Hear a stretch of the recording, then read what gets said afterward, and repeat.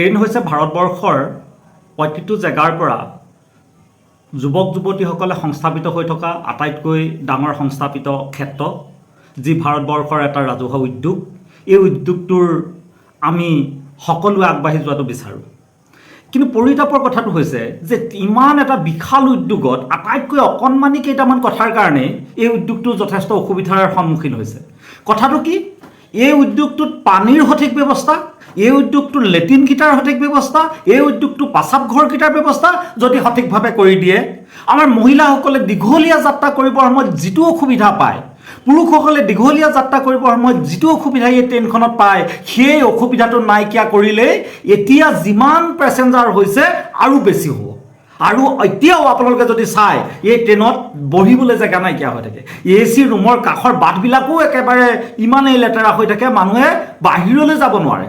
3 দিন 2 দিন দীঘলীয়া যিসকলে যাত্ৰা কৰে, সেই যাত্ৰাৰ যাত্ৰীসকলে কথাটো আপোনালোকে এবাৰ ভাবকচোন কিমান অসুবিধা পায়।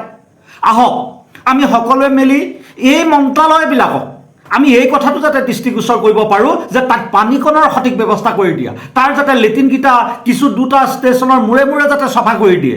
এই সামান্য কামকেইটা কৰিবলৈ যদি সংস্থাপনৰ অভাৱ হৈছে, নতুনকৈ সংস্থাপিত কৰক। যুৱক যুৱতীসকলৰ অভাৱ হোৱা নাই, নতুনকৈ সংস্থাপিত কৰক, সংস্থাপন বৃদ্ধি কৰক, কিন্তু ট্ৰেইনক বচাওক। কাৰণ ট্ৰেইনেই হৈছে ভাৰতবৰ্ষৰ 1 কোটিতকৈ বেছি মানুহ দৈনিক তাত বাস কৰে। এতিয়া পেচেঞ্জাৰ ট্ৰেইনৰ টিকেটৰ দামো বৃদ্ধি কৰিছে, কমক। কাৰণ ট্ৰেইনৰ টিকেটৰ দাম বৃদ্ধি কৰাটো ডাঙৰ কথা নহয়, তাত পৰিষ্কাৰ পৰিচ্ছন্নকৈ যাত্ৰীসকলক কিমান সুবিধা দিছে সেই কথাটোৱে হৈছে অতি গুৰুত্বপূৰ্ণ।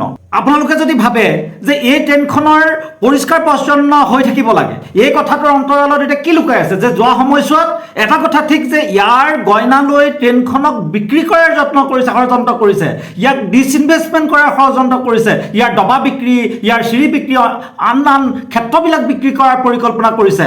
ইয়াৰ পৰিৱৰ্তে ট্ৰেইন পৰিষ্কাৰ হ'ব লাগে, ই ভাৰতীয়ৰ সম্পদ হৈ থাকিব লাগে, আমাৰ যুৱক যুৱতীসকলে ইয়াত সংস্থাপন পাব লাগে। যদি আপোনালোকে ভাবে, আপোনালোকে লাইক কৰক, কমেণ্ট কৰক, আৰু এই বাৰ্তাবোৰ আৰু ট্ৰেইনৰ বিভাগীয় যিবিলাক আপোনালোকে কোড আছে, এই কোডবিলাকত তেওঁলোকৰ অভিযোগ আপোনালোকে দাখিল কৰক, যাতে আমি ইয়াৰ পৰা এক সুফল পাওঁ।